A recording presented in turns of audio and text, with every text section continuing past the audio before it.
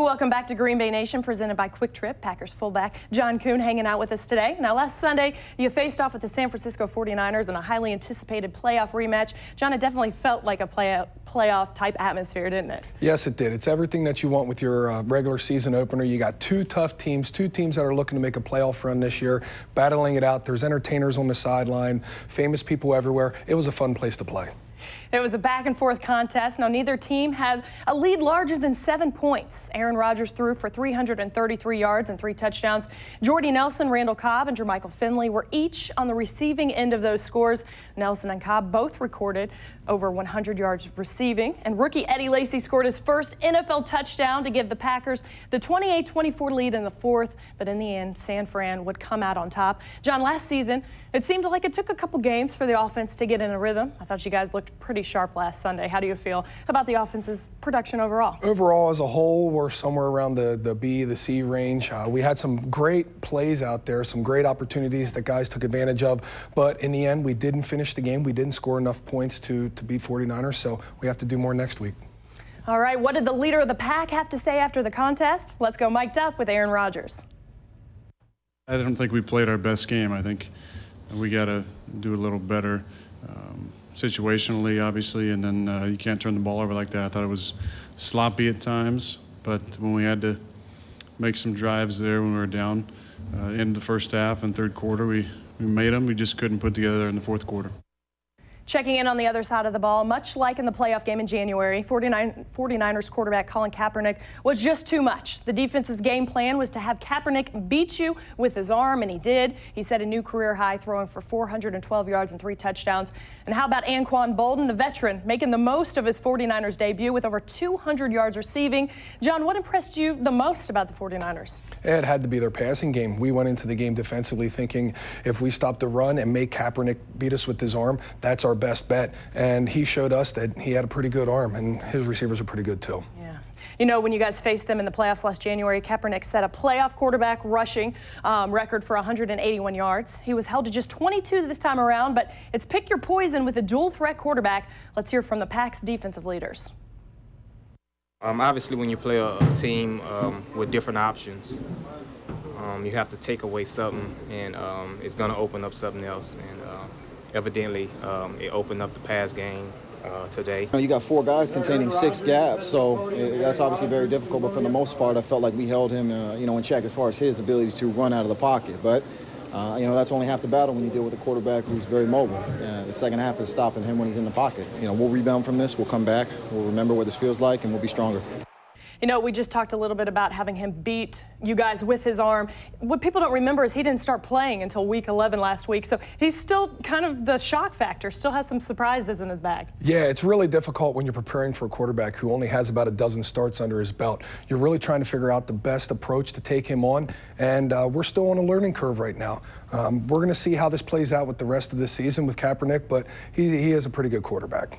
All right, guys, each week we'll crown an MVP of the previous game, and for week 1, it's Jordy Nelson, who had 7 catches for 130 yards and a touchdown, almost 19 yards a catch. But, John, perhaps the most impressive play, the grab in the fourth quarter here on the sideline, back shoulder throw by Rodgers, and Nelson somehow keeps his feet in bounds. What type of concentration does this take? This is incredible, and we have a stat now called a playmaker stat where we keep track of opportunities taken with a play on the line, and Jordy definitely took advantage of this opportunity, and that's a catch not many guys can do, but Jordy showed it with pretty much ease right there. Yeah, that's some nice insight right there. I know you don't like to take moral victories from losses, but are there any positives you can take from going toe-to-toe with the defending NFC champions at their stadium to start off the season?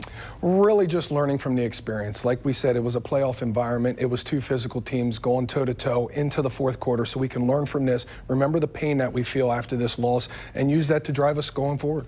All right, guys, time for a media timeout, but don't go away. Next, we'll hear from you with Quick Trip's Face the Nation and our Facebook poll. Who does Green Bay Nation think will be the Packers' biggest division challenger? We'll find out after the break.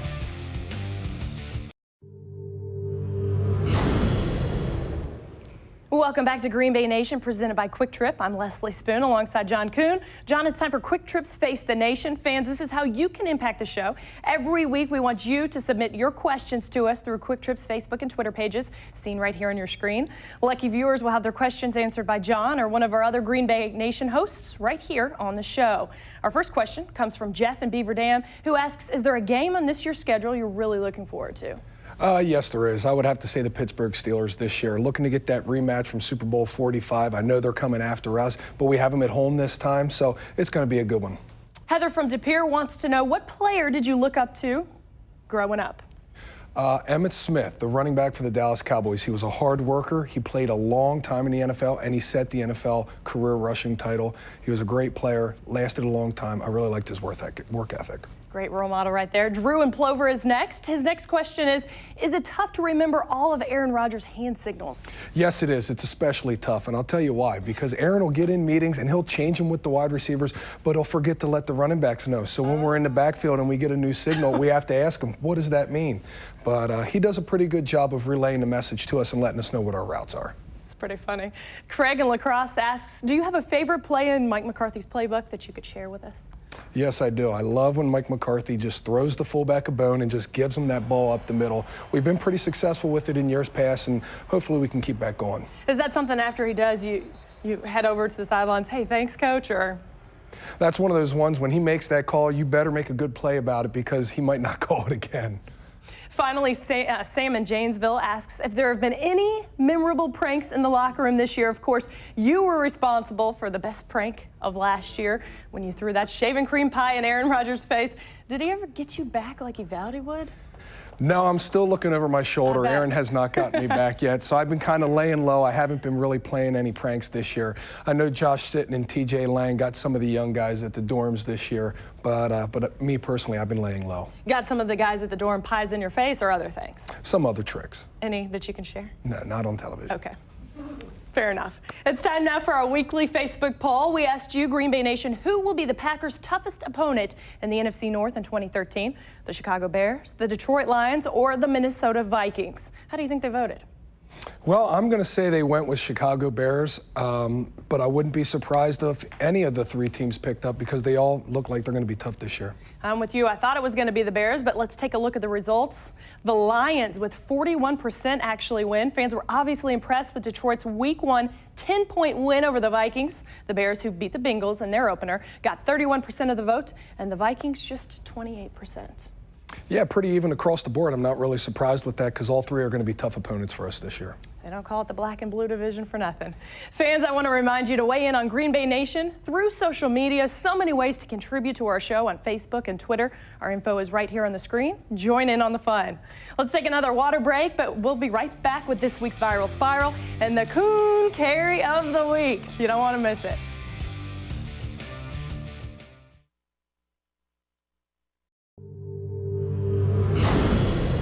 Welcome back to Green Bay Nation. John, this is the part of the show where you and I take a look at the sports videos trending right now and comment, share our thoughts. You ready? Yes, let's take a look. We'll kick things off with someone we've seen in the past on this segment, the Mavericks' Dirk Nowitzki. In a commercial for Mavs.com, Dirk did a spoof of the famous Geico Camel commercial. Check it out. Uh-oh, guess what day it is? Guess what day it is, huh? Anybody? Kayla.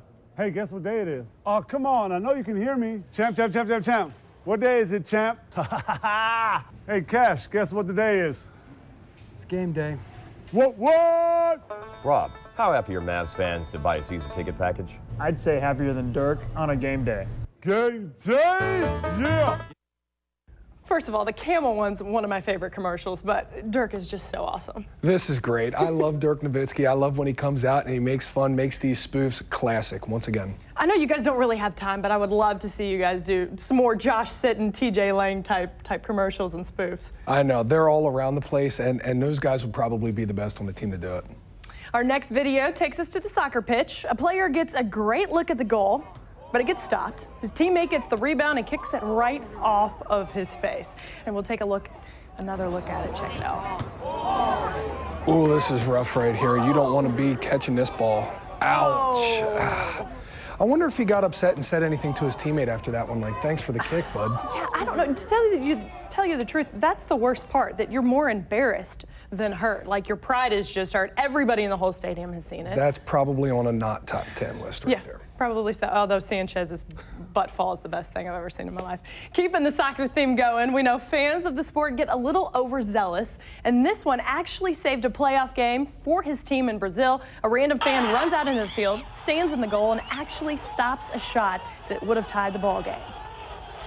Well, I don't know what's the craziest thing about this, that the fan gets on the field without getting tackled, or that he had the ability to stop a goal like this. I mean, pretty impressive by the fan. Kudos to him. Yeah, no kidding. And then the fact that the referees didn't count it a goal. I mean, that guy was clearly not an eligible defender. He must be pretty fast. He was running with that cooler and everything. Good job. Next, we'll head to Taiwan, where a baseball argument got very heated. The umpire will get the EDA Rhinos pitcher for a balk. The Rhinos manager not happy. He and his interpreter go to argue the call, and the skipper gets tossed. Eventually, chest bumps the umpire, which leads to the ump putting his hands around the manager's throat. So here it evolves right here. Well, you know, I kind of feel like this is just a miscommunication because of the interpreter. I think the interpreter should be the one thrown out of the game. Obviously, the coach and the umpire have no idea what either are trying to say. I mean, you would think that those would be international gestures. This means you're going. Take a hike. Guys, it's time now for the Kuhn Carry of the Week, and for that, we head to Tennessee's 6th grade football. Check out the hurdle by the running back on this play. I think this kid could have a future in the Olympics, and check out the hang time as well. Oh, that's fantastic. You know what I love best about running backs is when they're not afraid to go airborne for a couple extra yards, and when they can stick it like this and show some athleticism, that's even better. As a 6th grader, did you have moves like that? I mean, is he ahead of the game or not really? I think he might be ahead of the game. To be able to stick it and to finish it off with the nice 30 yards for the touchdown, that's fantastic. We'll have to tell the Packer scouts to be checking out this kid right now. He looks like he would do good in the green and gold. Probably would. Guys, time for one more quick break, but when we return, John and I will have one more preview of the Packers-Redskins contest. Stay tuned. You're watching Green Bay Nation.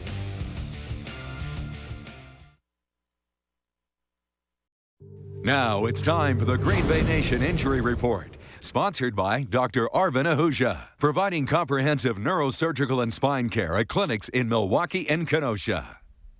Welcome back to Green Bay Nation. In this week's injury report, we focus on the banged-up Packers secondary.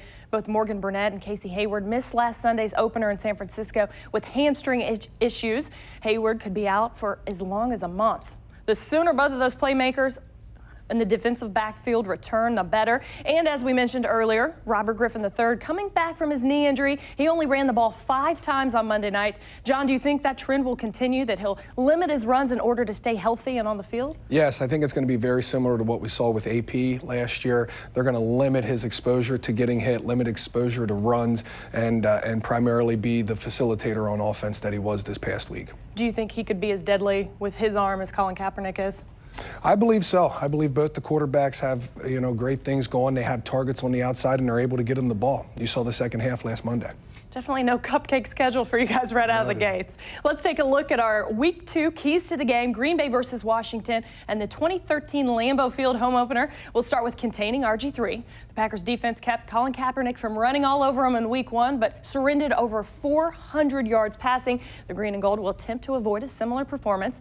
John, you have a direct impact on key number 2, establishing the run game, led by rookie Eddie Lacy. How confident are you in the rookie from Alabama being the go-to guy this season? I'm really confident. I love Eddie Lacy. I love his approach as a pro. You saw him struggle in the first half of his first regular season game, but you saw him come back, finish strong, and have a great second half for us. Exactly. He had that fumble, and you could tell that he just pushed it out of his mind and moved on. So it's impressive to see him transition so well mentally as well to the NFL game. Yeah, I think only big things for Eddie Lacy is to come. So we're going to see what the rest of this season, but I'm looking forward to it. All right, and finally, key number 3, pressure the quarterback. Clay Matthews had a sack and 2 QB hits, but he'll need more help. John, what would you add to that?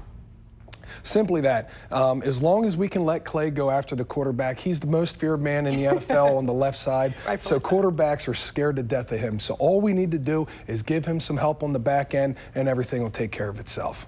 All right, final thoughts. What's it going to take to beat the Redskins and pick up win number 1 this season. To play a complete game, top to bottom, offense, defense, special teams. If each guy wins their individual matchup, we're going to be pretty good.